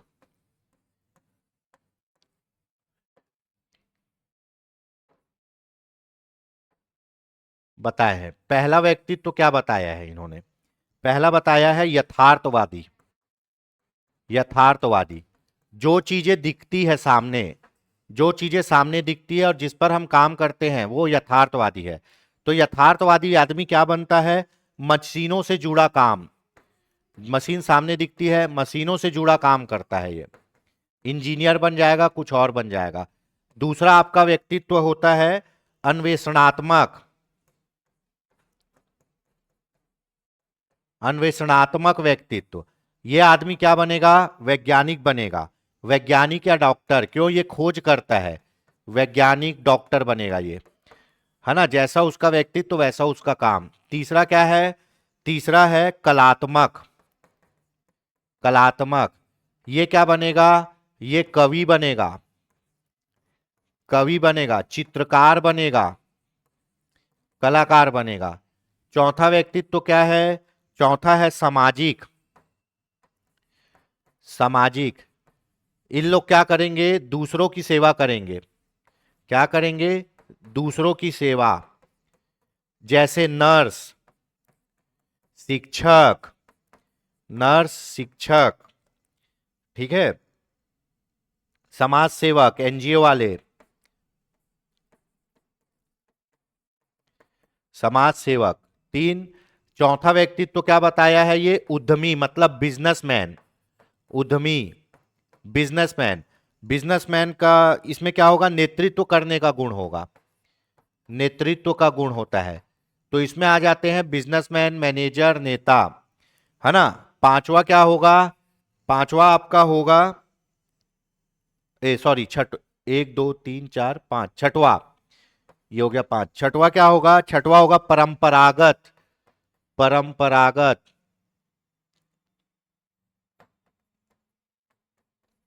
परंपरागत, ये आदमी वो होते हैं जो परंपरागत कैरियर चुनते हैं, जैसे अकाउंटेंट, क्लर्क, बैंक में नौकरी। तो यही हॉलैंड भाई साहब ने बताया है कि जैसा आपका व्यक्तित्व होगा वैसा आप काम चुनोगे। ठीक है। तो लोगों का इष्टतम कैरियर उसके माता पिता जैसा ही होता है, हॉलैंड के अनुसार पूछ रहा है। नहीं, माता पिता जैसा नहीं होता।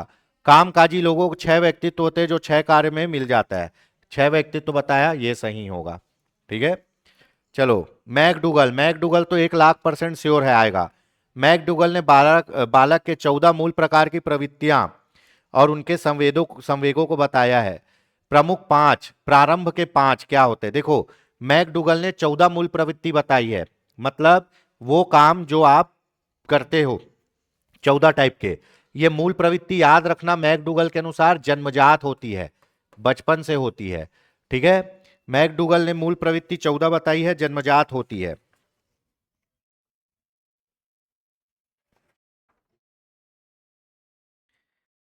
ठीक। कब बताई है ये मूल प्रवृत्ति? 1908 में। इनकी पुस्तक का नाम क्या था? इनकी पुस्तक का नाम था outline of psychology. Outline of psychology, ये इनकी पुस्तक का नाम था। किसके? मैकडूगल का। उसी में बताया है ना?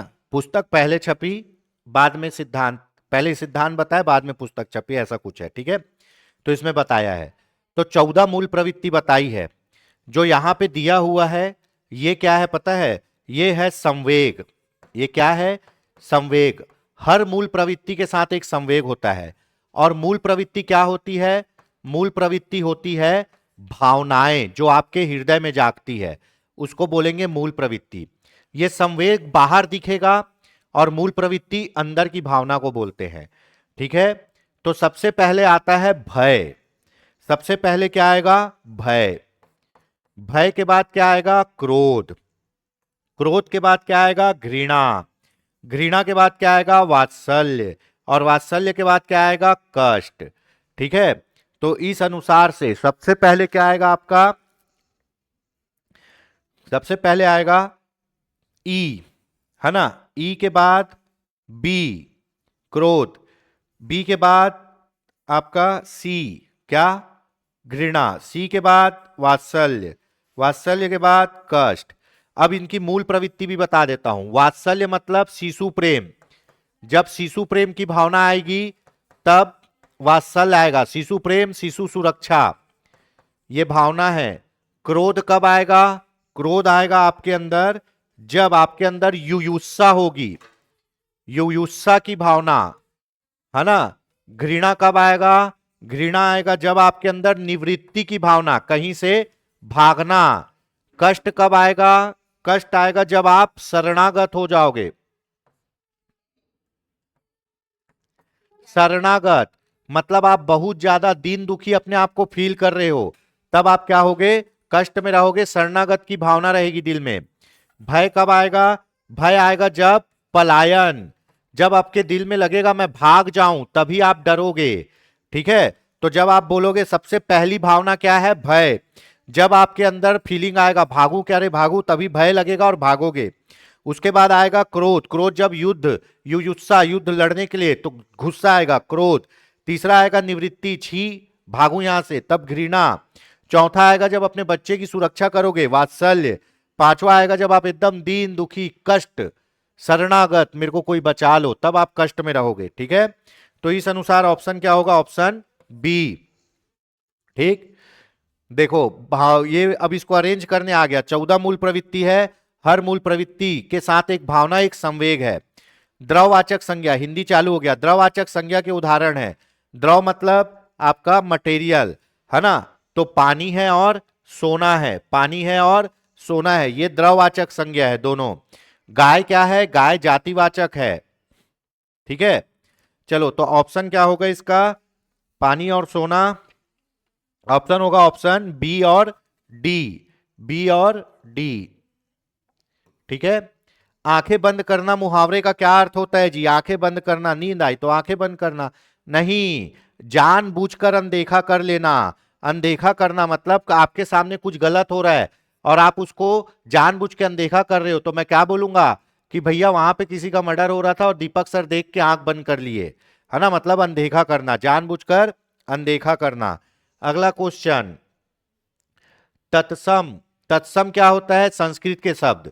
तद्भव क्या होता है? वे शब्द जो संस्कृत से आए पर हिंदी में बदल गए, पर भाव वही है। भाव वही है। अग्नि, अग्नि ये है तत्सम। ये संस्कृत का शब्द है जो हिंदी में भी चल जाता है। और हिंदी में क्या लिखेंगे इसको? आग। ये होगा तद्भव, है ना। अग्नि और आग का दोनों का फीलिंग एक ही है, लेकिन अग्नि जो संस्कृत में यूज होता है हिंदी में होगा तो तत्सम, जैसा वहां था ऐसा यहां है। आग मतलब वो संस्कृत में अलग था, हिंदी में अलग है, पर भाव एक है, आग, तद्भव।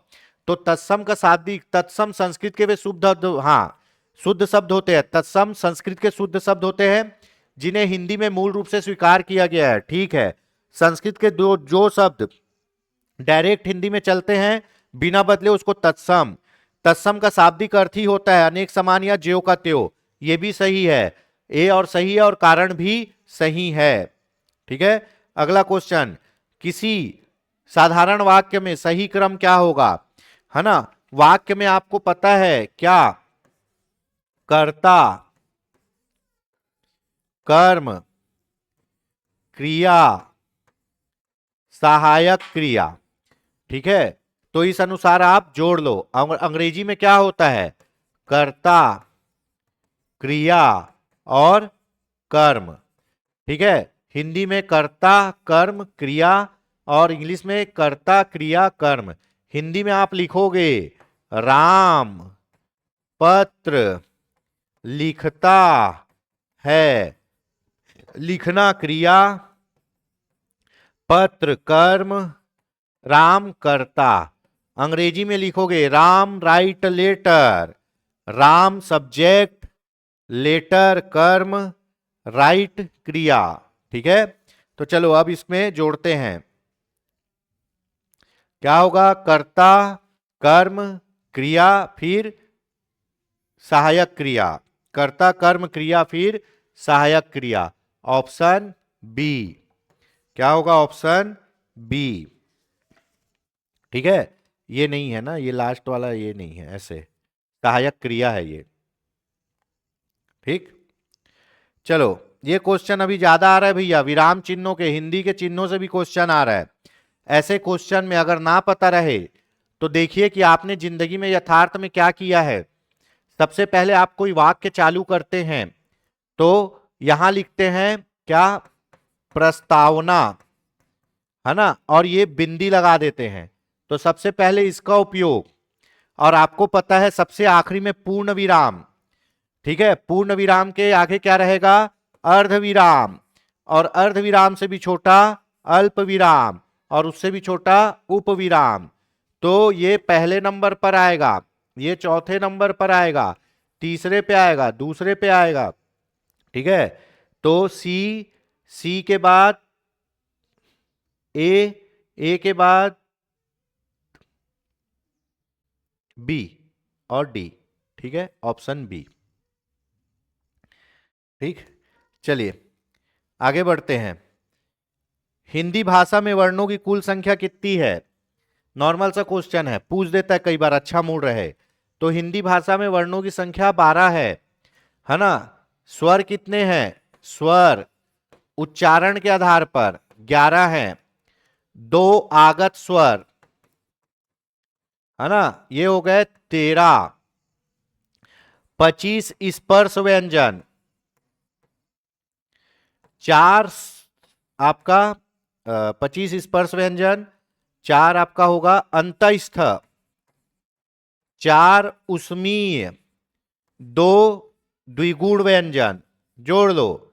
ठीक है, 13 था, 3, 8, 9, 10, 11, 12, 13, 14, 15, 16, 17, 18, नहीं रुक जाओ, 25 ये, 4 ये, कितना? 29, 29 4 आपका 33, 33 और 2 35। ठीक है, गलत कर रहा हूं क्या? स्पर्श तो 25 है, 4 अंतःस्थल है, 4 आपका उसमी है, 2 द्विगुण है ना।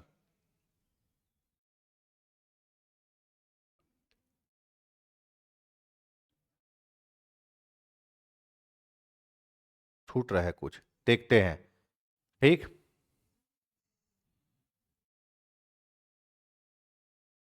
भूल रहा हूं मैं कुछ इसमें। चलिए इसको आगे देखते हैं। लेकिन 52 वर्ण है, 11 स्वर हैं, उच्चारण के आधार पर 2 आगत है, अम और आह 13 हो गए। ठीक है, 25 स्पर्शी है ना, 25 स्पर्शी है, क ख ग घ अंगल वाला। ठीक,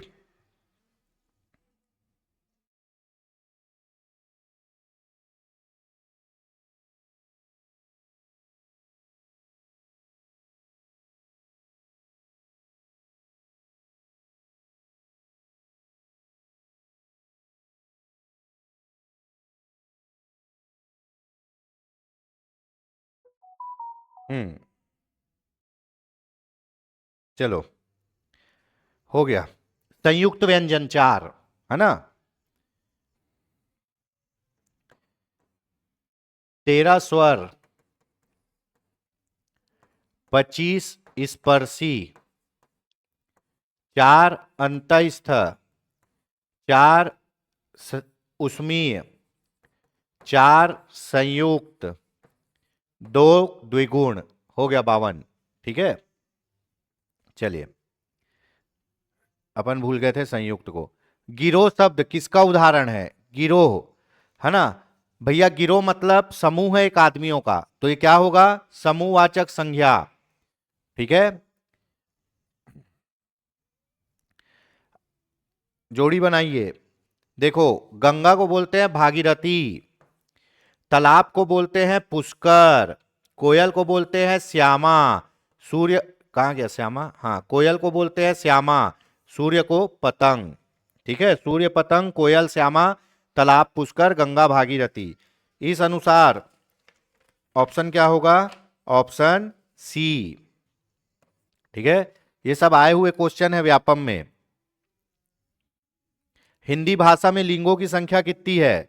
हिंदी भाषा में 2 ही लिंग चलते हैं, है ना, पुल्लिंग और स्त्रीलिंग। हमारे यहां नपुंसक लिंग हिंदी में नहीं चलता, हिंदी में लिंगों की संख्या 2 है। चलो, सदा पुल्लिंग रहने वाले शब्द, इसी टाइप के आपसे ज्यादा पूछेगा। सदा पुल्लिंग रहने वाले शब्द, तो याद रखना, हिंदी तो स्त्रीलिंग है, दाल भी स्त्रीलिंग है, सोमवार और नींबू, सोमवार और नींबू सदा पुल्लिंग रहने वाले शब्द हैं, ए और बी, ए और बी, केवल ए और बी। ठीक है, नी उपसर्ग, नी उपसर्ग किसमें लगा है? संधि विच्छेद नहीं करना है, उपसर्ग बनाना है ना। ये क्या होगा? निर्धन वास, निर्वास। ठीक है, निर्धन भय, निर्भय, निर्धन अपराध, ये पूरा रहेगा याद आ, निर्धन अपराध, निरपराध। ठीक है, अब यहां पे आंसर लिया निमग्न को, किसको? निमग्न को, निधन मग्न। ठीक है, निमग्न उपसर्ग है ना, संधि नहीं। Option B. उसने कुछ नहीं खाया वाक्य में सर्वनाम कौन सा है? सर्वनाम से बढ़िया क्वेश्चन आता है ना, कुछ, कोई, ये है अनिश्चयवाचक सर्वनाम। कौन सा? अनिश्चयवाचक। क्या खाया है नहीं पता, निश्चित ही नहीं है, तो अनिश्चयवाचक सर्वनाम। तत्सम पुल्लिंग शब्द है, पुल्लिंग हो और तत्सम हो, जैसा संस्कृत में वैसा यहां। पूर्णिमा मतलब चंद्रमा, अरुणिमा मतलब भी चंद्रमा या उसका प्रकाश, सिद्धि मतलब ये भी स्त्री। गगन, गगन क्या है? पुल्लिंग शब्द है, आसमान। ठीक, शुद्ध वाक्य बताइए।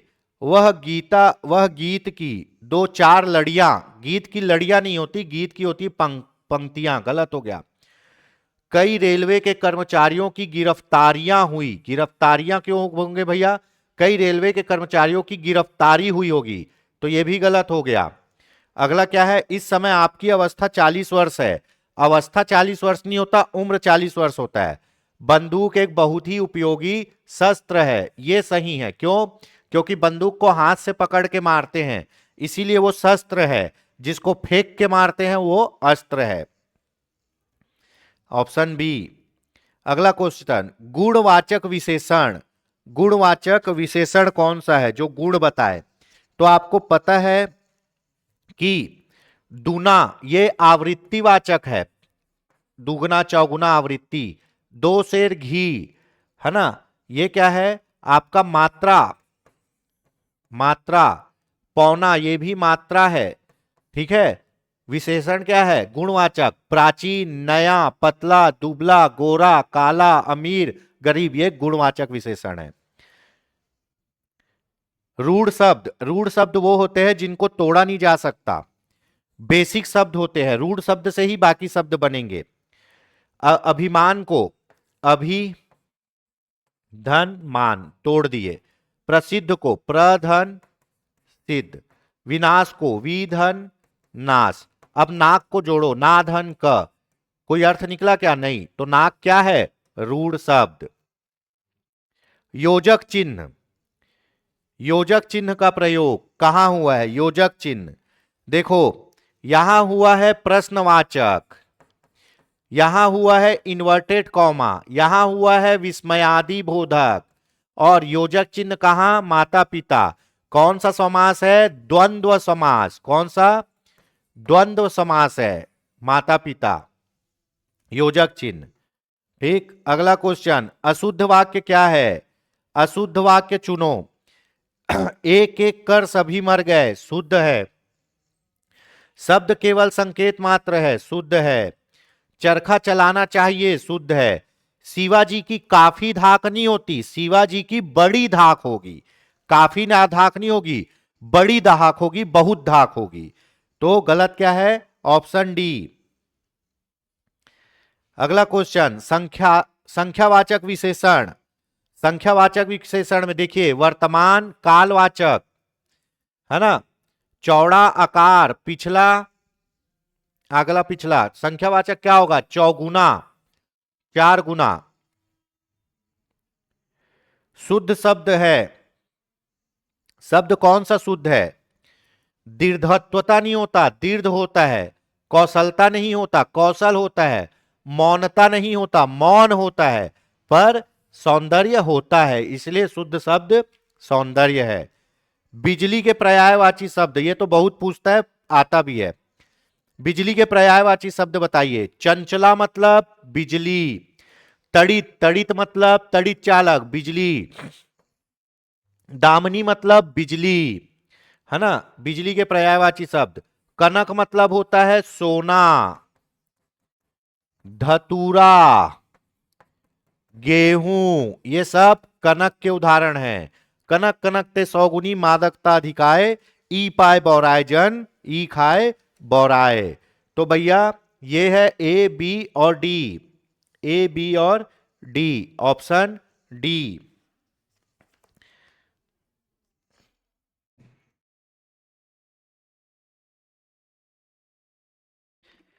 चलिए कुछ ही क्वेश्चन बचे हैं।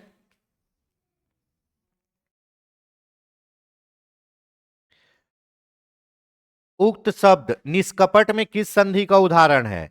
देखो निष्कपट, इसको तोड़ो, निधन कपट, क्या संधि, विसर्ग संधि। कौन सा, विसर्ग संधि का उदाहरण है।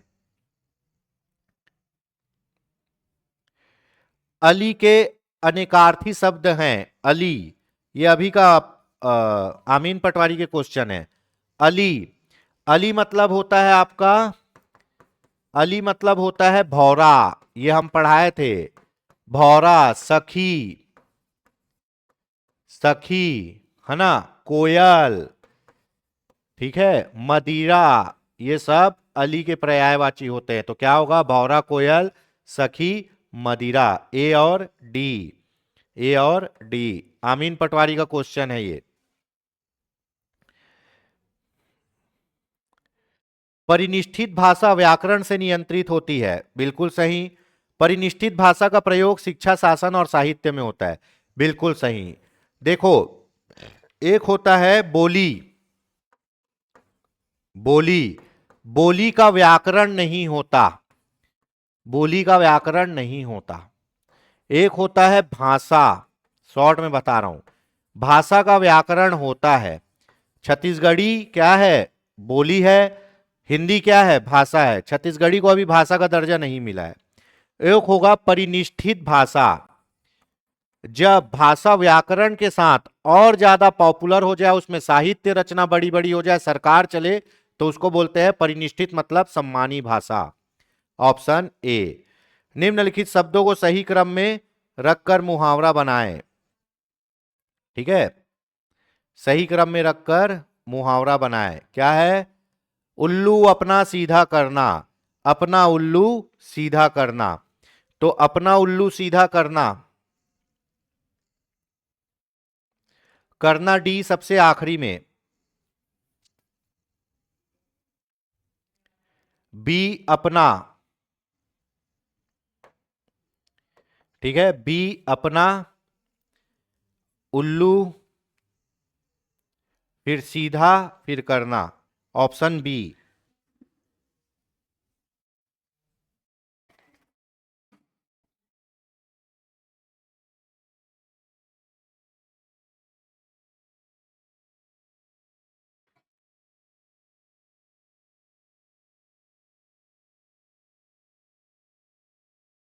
ठीक है, चलिए।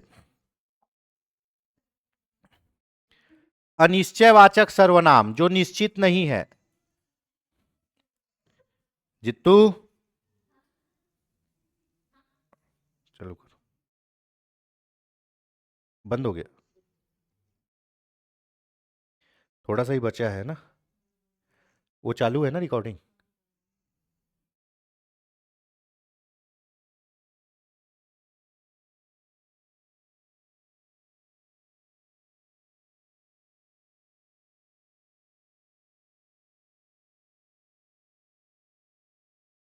चलिए भैया, लाइट भी गोल हो गया। अपने पास 5-7 क्वेश्चन बचे बचे हैं, फटाफट करते हैं। ठीक है,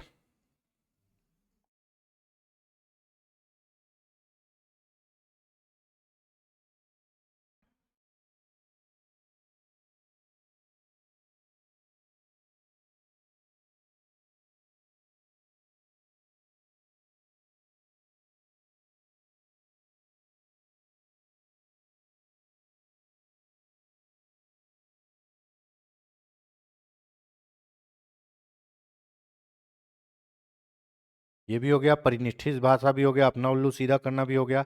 अनिश्चयवाचक सर्वनाम, 4 क्वेश्चन बचे, फटाफट करते हैं। अनिश्चयवाचक सर्वनाम किसमें प्रयोग? जो निश्चित नहीं है ना। अब देखो यहां पे इसको क्या बोलेंगे? प्रश्नवाचक। कौन सा? प्रश्नवाचक। अभिनय इधर आया, है ना। निश्चय, इधर मतलब इधर, निश्चय, वह खाकर सो गया, ये भी निश्चय मान लो। इसमें क्या होगा? उन्हें कुछ दे दो, क्या दे दो? वो निश्चित नहीं है। ऑप्शन ए, अनिश्चयवाचक सर्वनाम। चलिए अब देखते हैं अपन समास। समास का जोड़ी बनाओ, समास का जोड़ी बनाओ। अव्ययी भाव समास, अव्ययी भाव समास अविकारी होते हैं, जो कभी बदलते नहीं लिंग वचन काल के अनुसार। तो प्रतिदिन, यथाशक्ति, एकाएक, ये सब क्या है? ये सब है आपका अव्ययी भाव समास। क्या है? अव्ययी भाव समास। ठीक है, उसके बाद द्विगु मतलब गिनती, ग से गुणा, ग से गिनती। नवरत्न, द्वंद्व आपस में लड़ाई, दिन रात, योजक चिन्ह। बहुब्री, गजानन अर्थात गणेश। ठीक है, तो ऑप्शन क्या होगा? ए का चौथा, ए का चौथा यहीं पे है। ठीक है, और डी का तीसरा, ऑप्शन बी। ठीक, अगला क्वेश्चन देख लेते हैं। आमीन पटवारी के है क्वेश्चन, अच्छा पेपर आया था जिसमें योगेंद्र सर का रैंक लगा। निम्नलिखित वाक्य में रेखांकित पद की वर्तनी का सही विकल्प क्या है? कवि के हृदय में जो भाव स्वतः उच्छ्वासित होते हैं। सबसे पहले तो मैं बता दूं कि उच्छ्वासित का अर्थ होता है प्रफुल्लित होना, खुश होना, प्रफुल्लित होना। ठीक है, प्रफुल्लित होना अर्थात उच्छ्वासित होना। अब उच्छ्वासित लिखते कैसे ये बता दूं। उ आधा छ, फिर वह, फिर आपका सा में छोटी की मात्रा, उच्छ्वसित, उच्छ्वसित। ये है सही इसका वर्तनी शुद्धि। ठीक है, ये तो पूरा गलत है, आधा च है ही नहीं। यहां वी में मात्रा है, ये भी गलत है ना। यहां आधा च नहीं है, ये भी गलत है। पर यहां व में मात्रा नहीं है, यहां वा में मात्रा है।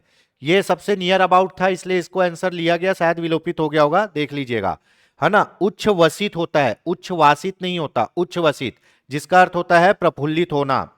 अगला क्वेश्चन कौन सा है, कौन सा शब्द तालाब का पर्यायवाची नहीं है? देखो, पुष्कर मतलब तालाब, सरोवर मतलब तालाब, तड़ाग मतलब तालाब, तटनी मतलब होता है नदी। क्या होता है? नदी। तटनी मतलब नदी। तो कौन सा नहीं है? Option B. आज का आखिरी क्वेश्चन, कहावत को सही से जमाओ, कहावत को सही से जमाओ, है ना। ओले पड़े ही सिर मुड़ाते, तो भैया जैसे ही तैयारी किए वैसे ही विपत्ति आई, उसको बोलते हैं सिर मुड़ाते ही ओले पड़े। पड़े को सबसे आखिरी में ले चलो, बी यहां पे है ना। डी को सबसे पहले ले चलो, ये होगा आपका डी, ये वाला ऑप्शन डी। ये टाइपिंग मिस्टेक्स है। ऑप्शन सी, सिर मुड़ाते ही ओले पड़े, ऑप्शन सी।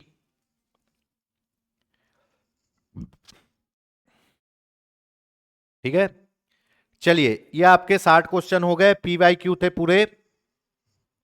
मैं बताना चाहूंगा दोस्तों कि हमारी संस्था के द्वारा अभी जो 1 तारीख को सीजी टेट और 8 तारीख को सी टेट का एग्जाम है, उसका टेस्ट सीरीज भी अपने यहाँ उपलब्ध है। ठीक है, 10 टेस्ट है, 5 full length, 10 topic wise, paper 1 और 2 मात्र 149 रुपए में।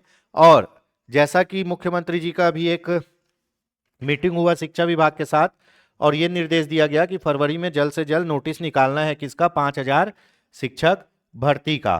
ठीक है, तो हो सके आ जाए, लेकिन अगर फरवरी में नहीं आता तो मार्च अप्रैल में तो 1,00,000% आना है। तो आप अपनी शिक्षक भर्ती की तैयारी को और पुख्ता बनाना चाहते हैं, नए आयाम प्राप्त करना चाहते हैं, तो आप हमारे योगेंद्र साहू ऑनलाइन क्लासेस से जुड़ के अपनी शिक्षक भर्ती की तैयारी भी भरपूर और बहुत अच्छी तरीके से कर सकते हैं।